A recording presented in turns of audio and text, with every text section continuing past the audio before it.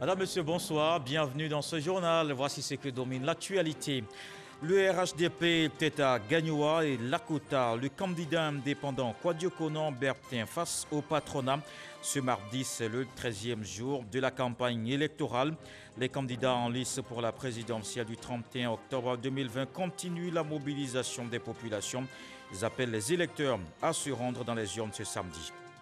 Pour la bonne tenue du scrutin et rassurer les populations, les forces de sécurité et de défense sont déployées sur toute l'étendue du territoire national. La hiérarchie militaire met en œuvre l'opération Barrissement de l'éléphant. 35 000 hommes mobilisés pour la sécurisation de la présidentielle. Dans la région de la Bagoué, c'est bientôt la fin du manque d'eau potable. Les populations auront accès à ces denrées vitales. Le déficit sera comblé, rassure le ministre de l'Hydraulique. Laurent Tchagba vient de lancer le projet de renforcement de l'alimentation de la localité. 12 milliards de francs CFA d'investissement. Et puis en Guinée, la CEDEAO, l'Union africaine et l'ONU viennent d'achever une mission conjointe pour tenter d'apaiser les tensions après la présidentielle. Les membres de la délégation ont rencontré Cellou Dalein Diallo et Alpha Condé. Ils encouragent toutes les parties à recourir aux dispositions légales pour résoudre les différends de l'élection. La campagne électorale pour la présidentielle, nous sommes ce mardi au 13e jour sur le terrain. Les candidats restent mobilisés à ratisser large pour leur victoire. Ils multiplient les rencontres en appelant au vote ce samedi 31 octobre.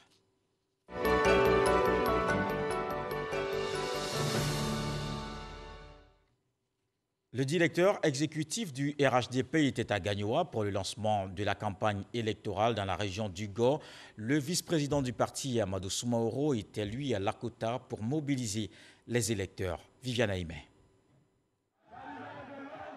Gagnoa, mardi 20 octobre, la région du Gor, d'une même voix, a réaffirmé son engagement à accompagner la transformation de la Côte d'Ivoire. Nous ne renierons pas notre parole donnée à l'ex-premier ministre Amadou Koulibaly, car la parole donnée est sacrée. Dites au président Ouattara qu'il a toute notre bénédiction. On dit avec foi les chefs coutumiers de Gagnoa et Oumé au directeur exécutif du RHDP. À son tour, il leur a demandé d'œuvrer pour le maintien d'un climat de paix pour garantir le développement amorcé dans la région. Au stade Biaka Boda, c'était des milliers de militants et sympathisants qui clamaient en chœur « À Gagnoa, c'est un coup KO ». Qui votait? Qui est le meilleur? Qui est le meilleur?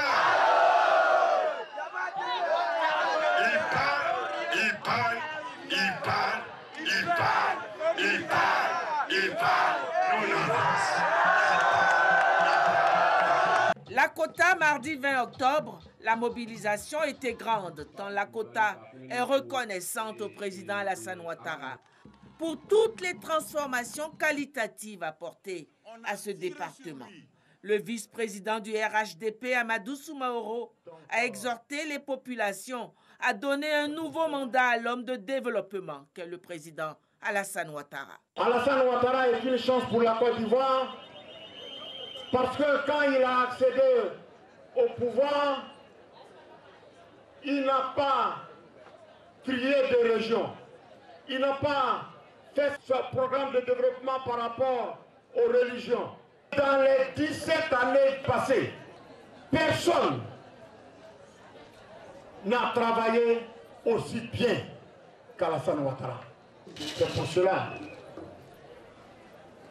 qu'Alassane est une chance pour la Côte d'Ivoire. Nous ne pouvons que le suivre. Nous ne pouvons que le soutenir. C'est pour cela, le samedi 31 octobre, sortez nombreux pour aller voter. Là, la communauté internationale conviendra avec nous qu'Alassane est non seulement populaire, qu'il a la maîtrise du peuple. Rencontrant tous les chefs de village du département, le vice-président du RHDP leur a demandé de travailler au maintien du climat de paix dans leurs localités respectives. Le candidat indépendant Kouadio Konon Bertin a rencontré le patronat ivoirien au siège de la Confédération générale des entreprises de Côte d'Ivoire dans la commune du Plateau. Industrialisation, dette intérieure, investissement public. Le candidat a répondu aux préoccupations du secteur privé. Il promet de promouvoir une flexibilité fiscale. Franck Kouadio. Après les masses laborieuses à travers le pays profond, l'oral du jour du candidat indépendant Kouadio Konon Bertin est consacré aux patrons d'entreprise. Dans le cadre feutré du siège de la Confédération générale des entreprises de Côte d'Ivoire, commune du Plateau, KKB dévoile son programme économique. Mais l'instant est plus un moment d'échange, industrialisation, dette intérieure et fiscale, sécurisation des investissements et politiques sociales. Pour un climat des affaires propice, le candidat Kouadio Konon Bertin entend proposer aux chefs d'entreprise ceci. Quand je serai élu, je mettrai en œuvre toutes les mesures nécessaires pour vous permettre de développer vos activités économiques au pays. Le peuple ivoirien en a besoin. Mon premier objectif sera donc d'assurer un climat propice aux affaires. Pour ce faire, il est essentiel de changer la façon dont le pays est gouverné. Je souhaite instaurer une nouvelle gouvernance. Cette nouvelle gouvernance que je souhaite donc sera bâtie autour de 3 axes fondamentaux. L'unité et concorde nationale comme premier axe. Sécurité donc des investissements comme second axe.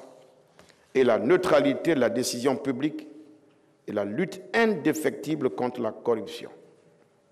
Mais contexte sanitaire oblige, le candidat a rassuré le patronat sur sa politique de solidarité sociale, la dette et la fiscalité, des goulots d'étranglement qui devraient être résorbés. Si je suis élu président de la République, je me donne 1 an pour épurer la dette intérieure, pour apporter un bol d'air frais, redonner la force à nos entrepreneurs. C'est eux qui emploient, c'est eux qui créent l'emploi, c'est eux qui emploient nos jeunes. Je l'ai dit, voilà un pays, sur 3 Ivoiriens, vous avez 2 qui ont moins de 25 ans. Quel atout! Quel atout! Et il faut donc que cette jeunesse, parce qu'elle doit prendre ses responsabilités, il faut qu'elle ait accès à l'emploi pour se réaliser. Épurer l'environnement des affaires en insistant sur la gouvernance publique et l'exploration de nouvelles opportunités industrielles, un pacte de confiance entre le secteur privé et l'État appelé à se renforcer. Ce sont les vœux du candidat Kouadio Konon Bertin, à qui le patronat, comme aux autres candidats, a remis le livre blanc de la Confédération générale des entreprises de Côte d'Ivoire sur l'industrialisation.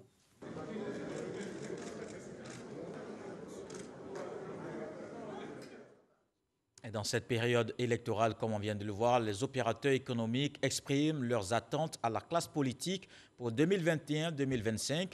Ils sont réunis au sein du mouvement Initiative citoyenne du secteur privé. Ces hommes d'affaires saluent les acquis de ces dernières années. Ils estiment aussi que beaucoup reste à faire, notamment pour garantir la compétitivité des entreprises nationales. Jean-Luc Bambo. Ils sont issus des principales organisations professionnelles du secteur privé. Réunis au sein de l'initiative citoyenne du secteur privé, ICSP, ces opérateurs économiques ont choisi cette période électorale pour faire leurs propositions à la classe politique. Ceci en vue d'enrichir le programme économique de la Côte d'Ivoire, au moins sur la période 2021-2025, dans son axe développement du secteur privé. Dans le domaine de la paix, des efforts ont été faits, mais ce n'est pas suffisant. Il faut aller toujours à la paix, il faut aller à la cohésion, il faut aller à la stabilité.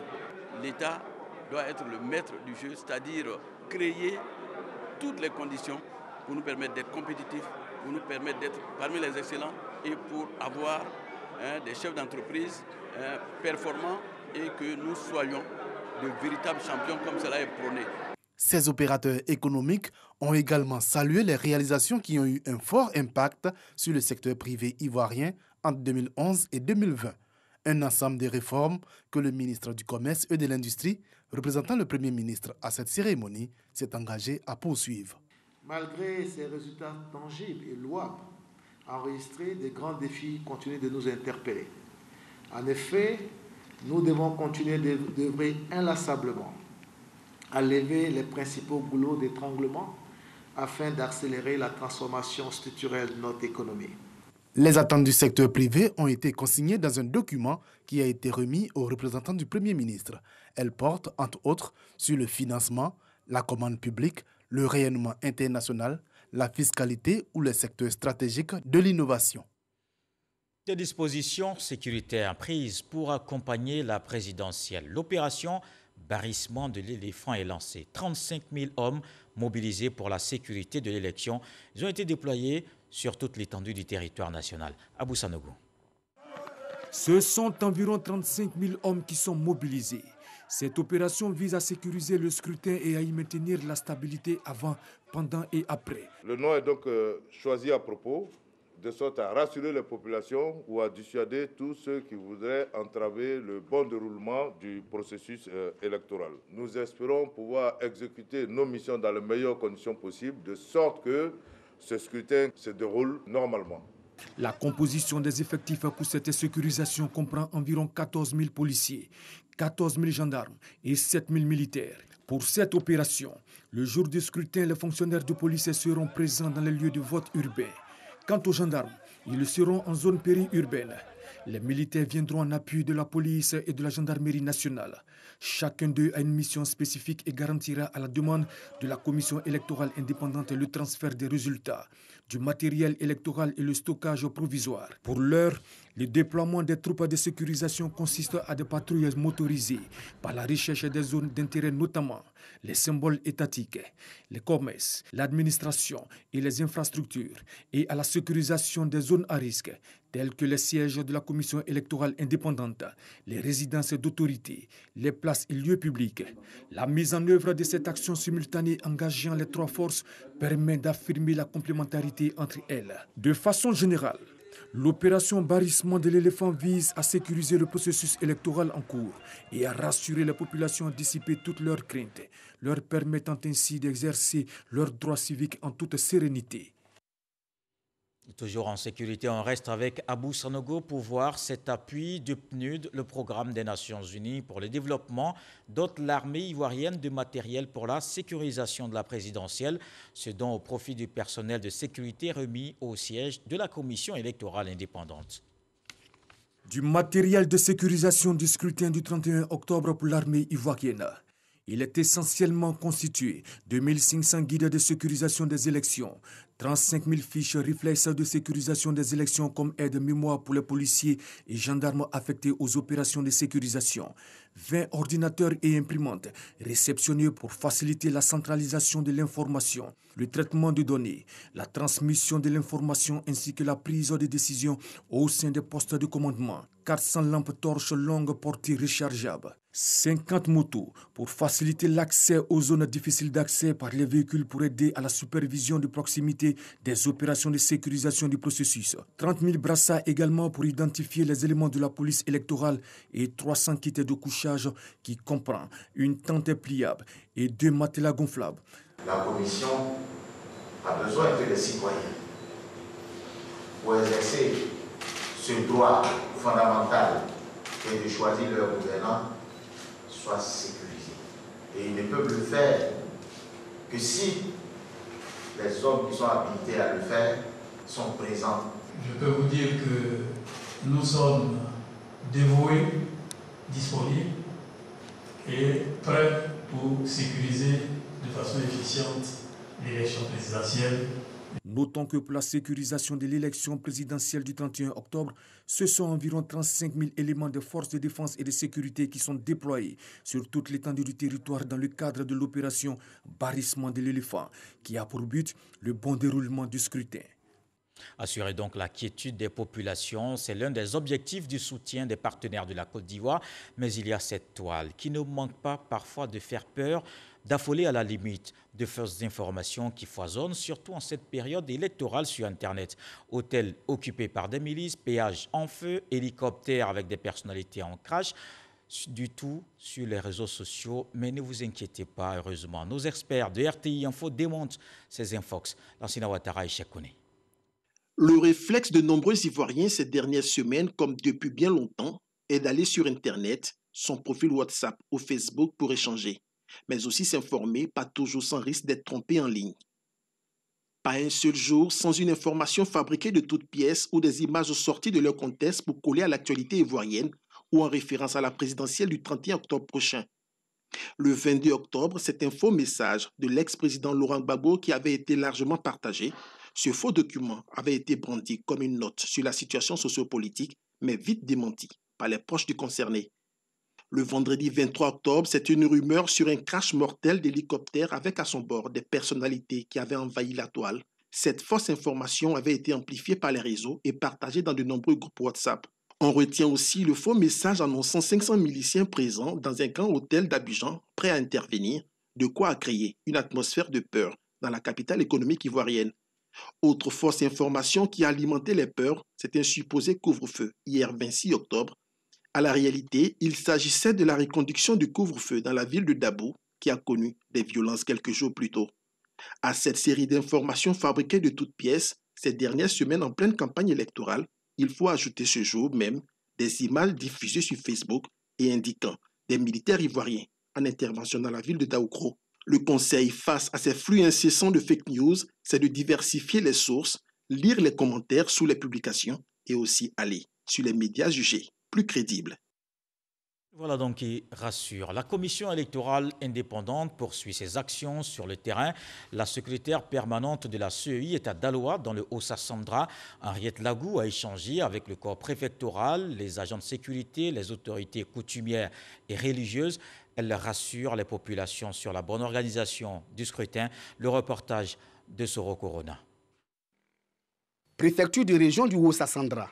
Rencontre entre la commission électorale indépendante CEI et le corps préfectoral, les forces de défense et de sécurité, les autorités coutumières et religieuses. Porteuse d'un message du président de la CEI, Henriette Lagou a salué l'atmosphère de paix et de stabilité qui règne dans cette région.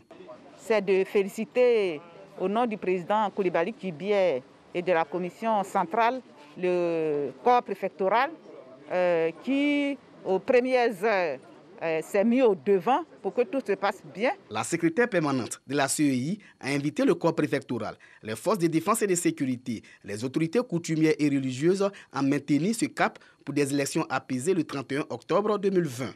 Une mission que les autorités locales s'engagent à remplir. Notre rôle, c'est de demander aux populations de ne pas écouter les discours qui les amènent à l'abattoir. Nous demandons aux élus de tenir des discours apaisés. Depuis le 3 octobre 2020, nous avons sillonné la région du Haut-Sassandra pour ce message de paix. Le président des imams de Haut-Sassandra, il a invité des imams à parler aux fidèles, de ne pas faire la violence et de ne pas aussi répondre aussi aux provocations. Henriette Lagou a informé les populations du Haut-Sassandra que techniquement, tout est fin prêt pour le scrutin présidentiel. Pour les personnes n'ayant pas pu retirer les cartes d'électeurs, elle rassure. Même s'ils n'ont pas pu retirer leur carte d'électeur, le jour J, le 31, ils peuvent aller avec leur carte d'identité à l'endroit où ils votent. Et évidemment, les agents leur donneront leur carte et ils pourront voter. La secrétaire permanente a également échangé avec les responsables locaux de la CEI du Haut-Sassandra. Il a été question de l'organisation pratique du scrutin du samedi 31 octobre 2020.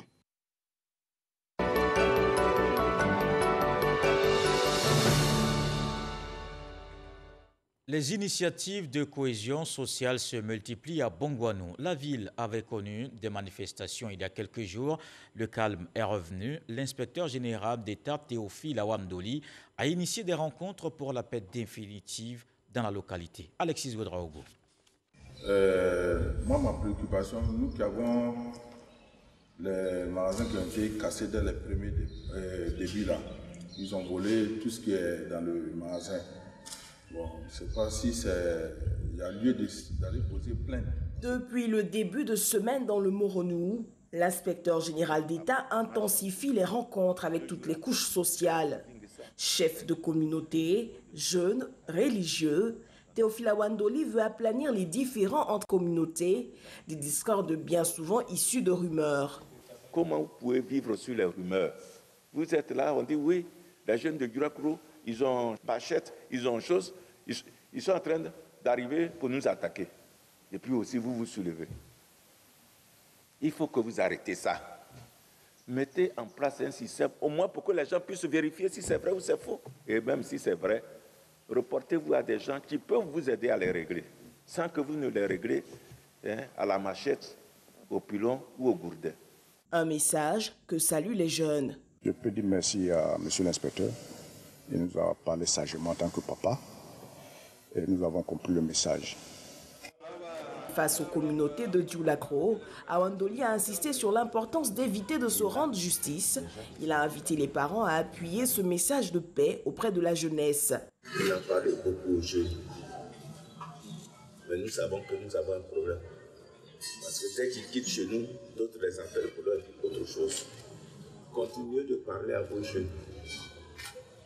Parlable en fait à deux. Quand un commence, on ne répond pas, bon, ça peut ne pas aller loin. Théophile Awandoli a pour finir insisté sur une réalité. Le Moronou a besoin de paix pour son développement. Dans la promotion de la paix et la cohésion sociale, on reste également mobilisé pour continuer la lutte contre la Covid-19.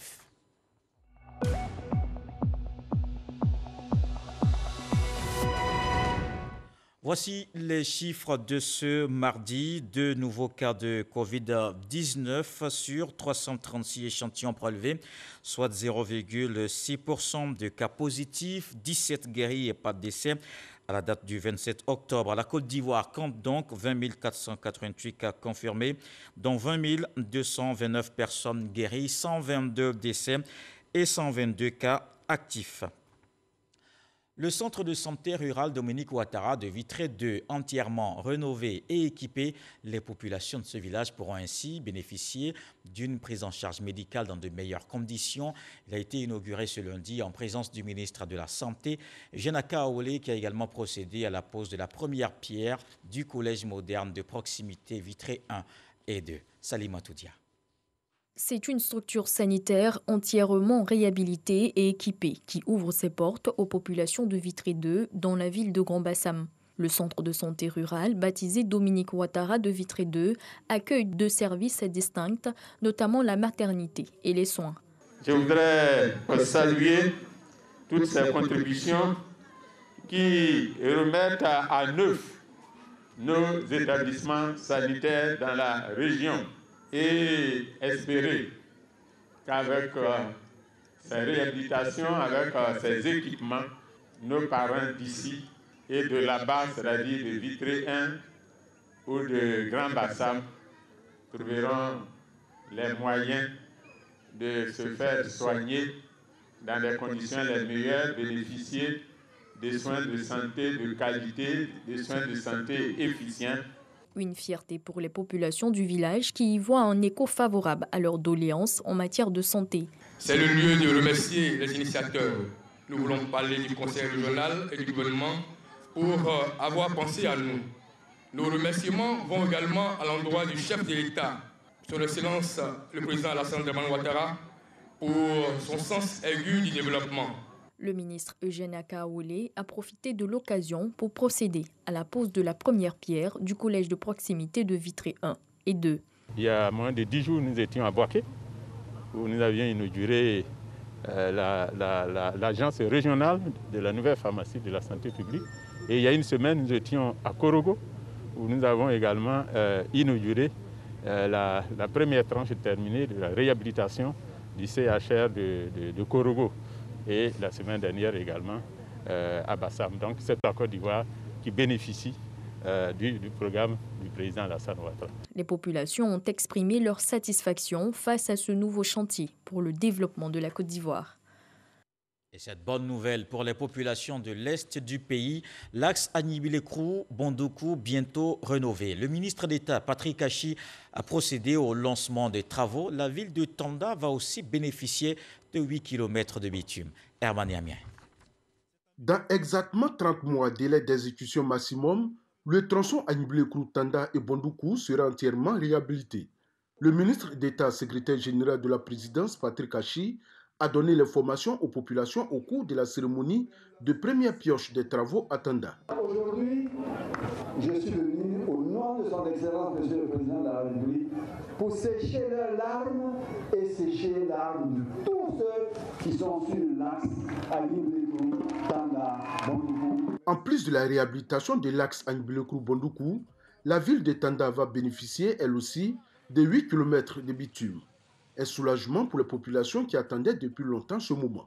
Tanda pleurait, Tanda criait, où est mon goudron? Alors que celui qui symbolise même le goudron en Côte d'Ivoire devait arriver ce jour et nous apporter notre goudron, nous a-t-on dit.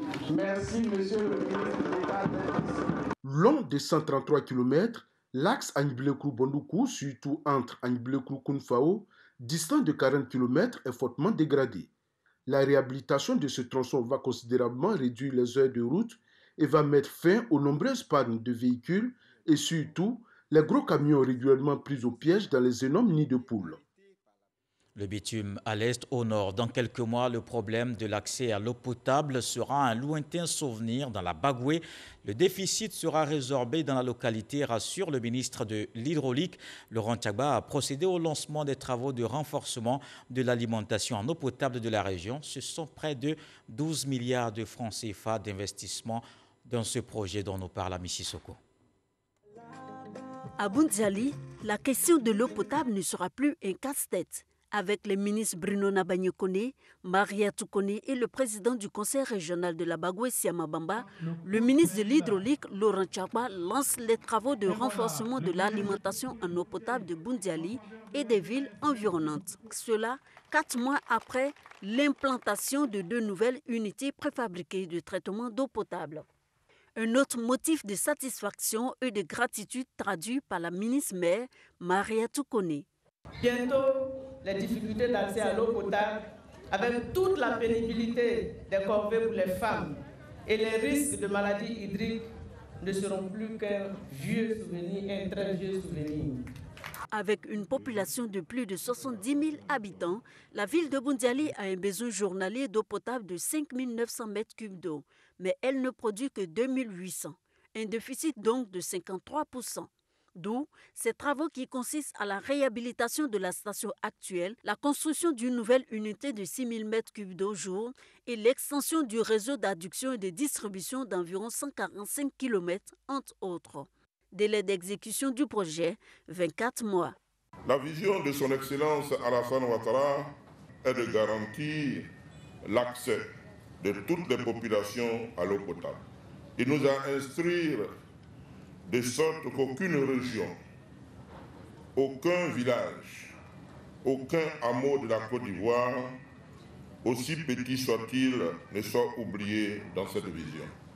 Le ministre de la Construction, du Logement et de l'Urbanisme, Bruno Nabagné-Koné, parrain de la cérémonie, a quant à lui réaffirmé la volonté du gouvernement à œuvrer pour le bien-être des populations. Pour améliorer quotidiennement les conditions de vie de nos populations. Nous savons que cette amélioration n'est pas possible sans l'eau, sans l'électricité, sans des routes de meilleure qualité, n'est pas possible sans la santé, sans l'école. C'est tout cela que le gouvernement souhaite apporter plus fortement à nos populations. Ce projet de renforcement de l'alimentation en eau potable de Boundiali et des villes environnantes s'inscrit dans le vaste projet structurant du gouvernement qui prend en compte 12 villes pour régler définitivement leurs problèmes d'eau potable. Coût global de réalisation, plus de 170 milliards de francs CFA, dont près de 12 milliards pour les travaux de Boundiali, un prêt de Exim Bank, Chine. Ici à Abidjan, voyons ce drame dans la commune de Yopougon. Un immeuble de 4 étages en construction s'est effondré sur une buvette dans le quartier Niangon, Cité Verte. Un bilan provisoire lourd, 3 victimes décédées, dont un enfant de 2 ans. On va le voir avec Jean-Marc Diadji. Les secours poursuivent les recherches. Nous sommes au quartier Niangon, Cité Verte, dans la commune de Yopougon. Ce matin, les riverains découvrent un tas de gravats, des débris, vestiges du sinistre qui s'est produit la veille dans leur quartier. Cet immeuble en construction de 4 étages s'est effondré sur un bar à proximité selon des témoins. À 4 h du matin, j'ai entendu un bruit vraiment sourd, un bruit qui m'a tiré du sommeil. Et quand je suis sorti, vraiment la poussière était telle qu'on ne voyait rien. Et je suis obligé de retourner dans ma chambre, prendre ma torche pour venir voir réellement qu'est-ce qui se passe. Et quand j'ai jeté un coup d'œil, j'ai vu que l'immeuble n'était plus là. Et c'est quand je suis arrivé et que les jeunes gens sont venus me retrouver, on a essayé de foncer le portail pour voir s'il y a des gens dedans pour les sauver. Mais malheureusement, nos efforts étaient vains. L'on dénombre 3 personnes tuées, dont le gérant, son épouse et leur enfant de 2 ans, selon les sapeurs-pompiers militaires du groupement de Yopougon dépêchés sur les lieux. Une personne a eu la vie sauve grâce à la providence. J'ai entendu un grand bruit. Non, je me suis dit que non, peut-être, comme nous on ne fait pas vite, souvent ils viennent au travail. Je suis sorti, j'ai regardé à l'arrière, j'ai vu qu'il faisait encore nuit. Dès que j'ouvre le bail, la porte du bail, je trouve tout le monde devant. On me dit, Didier, ouvre la porte que non, le bâtiment est versé. Jusqu'à ce que les pompiers n'arrivent pour venir faire sortir les corps. Arrivé rapidement sur les lieux aux alentours de 5h20, nous avons constaté que c'était un immeuble en construction qui s'était effondré sur lui-même. Mais les charges ont fait que les murs adjacents, c'est-à-dire des bâtiments contigus de part et d'autre, ont subi le poids de la charge. Et c'est ainsi que dans le bâtiment qui était du côté, on va dire gauche, lorsqu'on se met en face, qui est un maquis, le gérant et sa famille qui étaient à l'intérieur étaient coincés sous les décombres. Donc, renseignement pris, il s'agissait de 3 victimes supposées qui seraient sous les décombres. On a placé des tresses de balises que vous pouvez constater là, qui signalent la zone de danger. Donc, pour elles, il s'agit de ne pas entrer dans cette zone-là, de ne pas entrer dans la zone de danger jusqu'à ce que l'enlèvement total des décombres ait été effectué. Les forces de l'ordre sur place continuent les recherches et les missions de reconnaissance pour retrouver d'éventuelles victimes. Autre chose dans ce journal, l'autonomisation des femmes au centre d'un atelier, une stratégie nationale en finalisation. L'objectif est de promouvoir l'égalité des chances et la pleine participation de la femme à la prise de décision. Grâce Kando. La stratégie nationale d'autonomisation de la femme, dénommée SNAFSI, sur la période 2020-2030, prend en compte 5 axes prioritaires. Entrepreneuriat, éducation-formation, leadership et participation, gouvernance et suivi-évaluation, santé sexuelle et reproduction. La validation de cette stratégie nationale est la bienvenue. Ça va permettre aux femmes de participer effectivement au développement de la société ainsi qu'aux jeunes filles.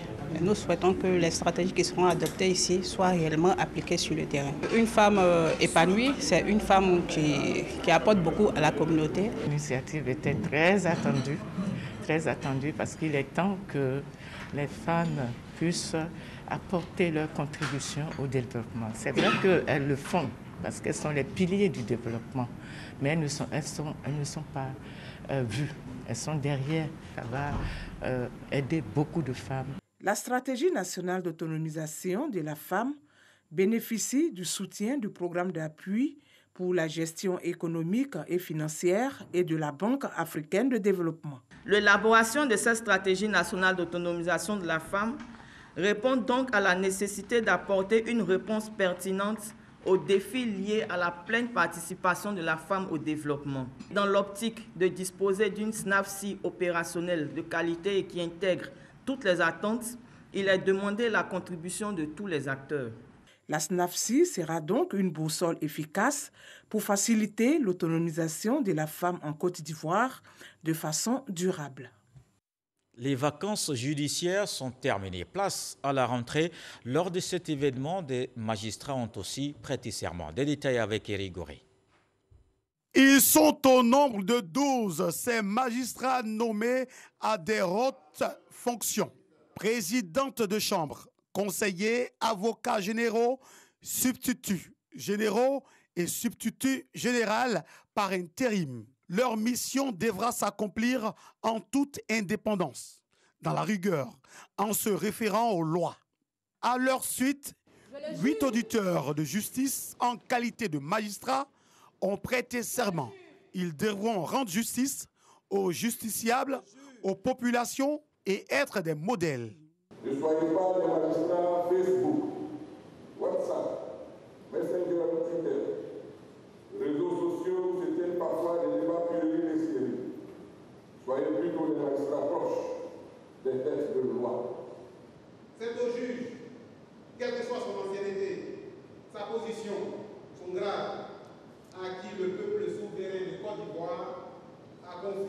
droit exclusif de réguler paisiblement et équitablement les litiges, qu'ils soient sociaux, économiques et politiques. Sans courage et intégrité, les diplômes, les grades et même les rochers de Napoléon ne servent strictement à rien.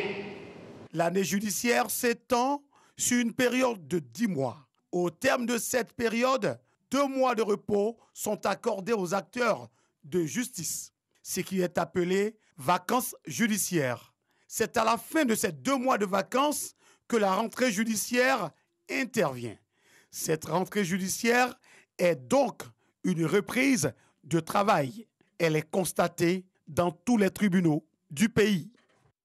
En culture, allons à Grand Bassam. Le tam-tam est sorti jusqu'à la cour royale au quartier France. La Bissa 2020, c'était dimanche. La cérémonie s'est déroulée en un jour. Comme l'exige la tradition en cas de situation majeure, la Covid empêche le volet festif de l'événement. Une célébration particulière qu'on voit avec Issa Tionayo. À situation exceptionnelle, événement exceptionnel, la Bissa 2020 s'est déroulée en un seul jour du fait de la pandémie à coronavirus. Et ce, conformément aux dispositions de la tradition. Ce n'est pas un mimétisme, ce n'est pas un civisme. La Bissa, dans ses fondements, indique que lorsqu'il y a calamité, lorsqu'il y a guerre, mais surtout lorsqu'il y a décès du roi, la Bissa se déroule de manière spéciale comme vous venez de le constater. Le tam-tam sort de chez le Karan de la tradition Nzima, la famille Nvavile, pour aller à la cour royale. Une fois chez le roi, Amon Désiré Tanoé, il donne une manière de traduire la vivacité de la tradition Nzima Kotoko. La Bissa a été célébrée. C'est-à-dire qu'on a tout joué, vous avez pu voir, on a sorti le tam-tam, on a tapé, le peuple va danser un peu, quelques minutes pour respecter les mesures barrières et la Bissa va rentrer dans sa retraite en attendant l'année prochaine. Il s'agit de respecter ici les fondamentaux culturels Nzima et faire en sorte que les administrés ne dérogent pas des pratiques ancestrales. Pour le jeune Nzima, cette célébration sobre de la Bissa n'entame en rien leur attachement à leur culture. Nous devons venir commémorer notre tradition. C'est la raison pour laquelle nous sommes ici. Voilà, nous avons tapé le tam-tam, nous allons danser. C'est le lieu de rappeler que la Bissa devra se tenir du 11 au 25 octobre 2020 s'il n'y avait pas cette pandémie à coronavirus qui continue de secouer le monde entier. Dans le reste de l'actualité en Guinée, la CEDEAO, l'Union africaine et l'ONU viennent d'achever une mission conjointe pour tenter d'apaiser les tensions après la présidentielle du 18 octobre. Ces derniers demandent notamment la levée du blocage du domicile du chef de l'opposition, Cellou Dalein Diallo, qui dit ne pas attendre grand-chose de ses émissaires. Concernant les violences post-électorales, la mission demande aux autorités de mener des enquêtes sur leurs auteurs et de faire en sorte que les forces de défense et de sécurité agissent avec retenue et professionnalisme. Au final, la délégation encourage toutes les parties à recourir aux institutions et dispositions légales pour résoudre les différends issus de l'élection. Emmanuel Macron prône le droit à la caricature. Il avait défendu cette position après l'assassinat en France d'un professeur qui avait montré des caricatures du prophète Mahomet. Depuis, des critiques, boycotts et manifestations contre la France se poursuivent dans plusieurs pays musulmans. Lundi, le président Recep Tayyip Erdogan a appelé à boycotter les produits français en Turquie. Dans d'autres pays musulmans également se lancent dans la vague de protestations ce mardi au Bangladesh, en Jordanie, en Irak. Un appel à manifester également lancé à Ramallah. En Iran, l'un des diplomates français en poste à Téhéran convoqué au ministère iranien des Affaires étrangères. Voilà qui met un terme à ce journal. Merci de l'avoir suivi. À 23h, retrouvez Marine Cognan. Demain, 20h, Marie Longoron. Comme la paix nous est chère tous, le sage nous dit, soyons cet arc-en-ciel dans le nuage qui fait le bonheur autour de nous.